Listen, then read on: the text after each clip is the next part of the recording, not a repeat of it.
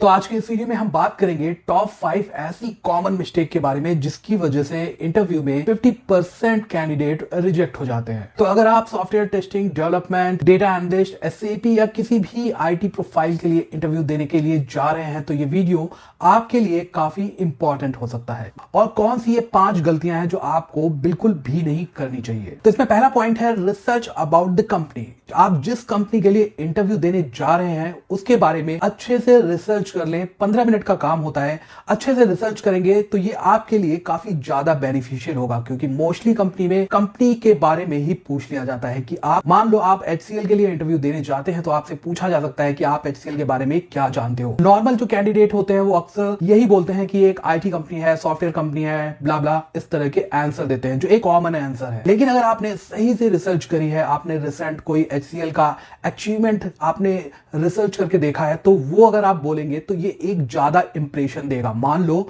2020 में HCL ने एक अच्छी ग्रोथ करी, उसने एक अच्छा रेवेन्यू जनरेट किया, तो आप ये चीज अगर इंटरव्यू में बोलते हैं तो ये ज्यादा इंप्रेस करता है एक सामने वाले HR को या मैनेजर को। इससे ये पता चलता है कि आप काफी ज्यादा एग्रेसिव हैं, इंटरेस्टेड हैं किसी जॉब के लिए। पॉइंट नंबर 2 है बी थ्रू योर CV। आपको अपने CV में वही चीजें लिखनी है, वही चीजें डालनी है जो आपको आती हो, जिसका आपको एटलीस्ट बेसिक नॉलेज तो आपको होना ही चाहिए। मोस्टली स्टूडेंट सबसे बड़ी गलती यही करते हैं कि वो रेज्यूमे में सब कुछ भर देते हैं, सारी चीजें डाल देते हैं। उनको लगता है इससे अच्छा इंप्रेशन पड़ेगा, लेकिन ये एक गलत इंप्रेशन हो जाता है। जब आप ज्यादा चीजें डालते हैं, उसके बारे में आपको नहीं पता है, तो अक्सर वही क्वेश्चन आपसे कर दिए जाते हैं।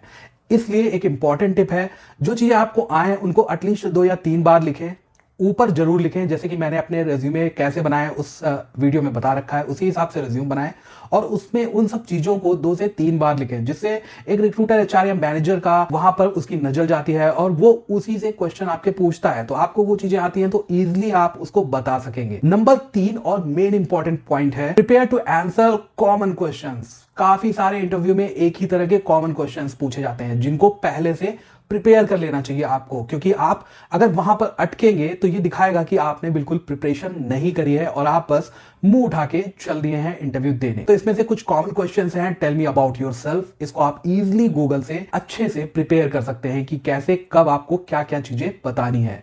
वैसे ही एक क्वेश्चन आता है कि tell me about your strength and weakness. इसको भी आप प्रिपेयर कर सकते हैं पहले से। Why you would be a good fit for this company. आप इस कंपनी के लिए क्यों फिट हैं। Why should I hire you. Your career goal, where you see yourself in 5 years। इन 5 सालों में अगर आप ज्वाइन कर लेते हैं तो आप अपने को कहां पर देखना चाहते हैं। ये ऐसे कॉमन क्वेश्चन हैं जो इजीली आपको गूगल से, इंटरनेट से मिल जाएंगे। इनके बारे में पहले से प्रिपेयर रहें। अगर इनको सही से प्रिपेयर कर लेते हैं पहले से, और आपका 20% इंटरव्यू इससे क्लियर हो जाएगा। Question number 4, ask at least 2 questions. जब भी इंटरव्यू होता है तो इंटरव्यूअर, मैनेजर आपसे बोलता है कि क्या आप कुछ पूछना चाहते हैं, ना में कभी जवाब नहीं दें। आपको हमेशा 1 या 2 क्वेश्चंस इंटरव्यूअर से पूछना ही है। और सबसे मेन इंपॉर्टेंट टिप है कि कभी भी सैलरी के बारे में, पैसों के बारे में कभी मत पूछना, क्योंकि हमेशा सैलरी के बारे में HR से बात होती है जब वो फाइनल राउंड में आती है। हमेशा HR से सैलरी के बारे में लास्ट में डिस्कस कर लेना। हमेशा आप पूछ सकते हैं कंपनी की ग्रोथ के बारे में, कंपनी का वर्क कल्चर कैसा है ये पूछ सकते हैं। आप पूछ सकते हैं कि कंपनी की हायरार्की क्या है, वहां पर मेरा प्रमोशन होगा तो किस तरह से होगा, कैसे होगा। ये चीजें दिखाती हैं कि आप काम को लेकर पैशनेट हैं, ना कि सैलरी या पैसे को लेकर पैशनेट हैं। आप लर्न करने में पैशनेट हैं। ये चीजें बहुत डिपेंड करती हैं। ये छोटी छोटी चीजें हैं लेकिन बहुत ज्यादा इंपॉर्टेंट है। Final point, face to face interview. ये फेज बहुत ज्यादा इंपॉर्टेंट होता है कैंडिडेट के लिए, क्योंकि मोस्टली कैंडिडेट नर्वस हो जाते हैं। तो अपने दिमाग में अभी से एक चीज डाल लो, जो सामने बंदा बैठा आपका इंटरव्यू ले रहा है वो कभी फ्रेशर था, उसने भी इंटरव्यू दिया था, वो कोई भूत नहीं है, उसे आपको डरना नहीं है।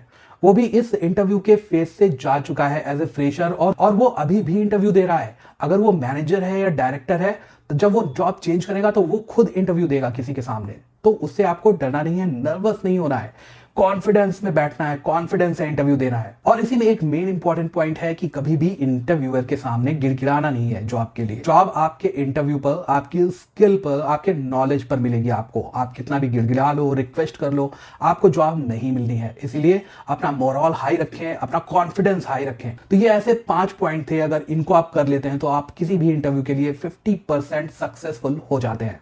बाकी 50% बचता है जो आपका टेक्निकल होता है, उसको आपको क्लियर करना रह जाता है। और इसी में लास्ट सबसे ज्यादा इंपॉर्टेंट पॉइंट है, हमेशा हमेशा हमेशा जब भी इंटरव्यू दें, वो फोन इंटरव्यू हो, वीडियो इंटरव्यू हो या फेस टू फेस इंटरव्यू हो, इंटरव्यू खत्म होने के बाद वो हमेशा एचआर से अपने इंटरव्यू का फीडबैक जरूर ले और एकदम जेन्युइन फीडबैक ले। इससे आपको हेल्प मिलेगी नए इंटरव्यू में प्रिपेयर करने में कि आपने क्या गलतियां करी थी, आप क्यों रिजेक्ट हुए, उसको आप नेक्स्ट इंटरव्यू के लिए सुधार सकते हैं। ये एक बहुत ज्यादा इंपॉर्टेंट पॉइंट है। तो ये थे 5 इंपॉर्टेंट पॉइंट इंटरव्यू के लिए। आप किसी भी इंटरव्यू में जा रहे हैं तो इन पॉइंट को जरूर याद रखें, पहले से प्रिपरेशन करें, आपका इंटरव्यू 100% सक्सेसफुल होगा।